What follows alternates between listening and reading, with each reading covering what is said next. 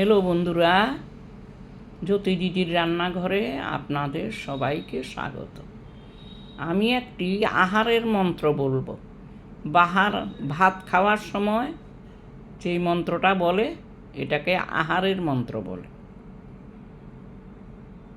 ব্রহ্ম প্রণাম, ব্রহ্মহবি, ব্রহ্মগ্ন, ব্রহ্মণাহুতম, ব্রহ্মৈব তেন গন্তব্যম ব্রহ্মকর্মা সমাধিনা। আমি আহারের মন্ত্র বলছি।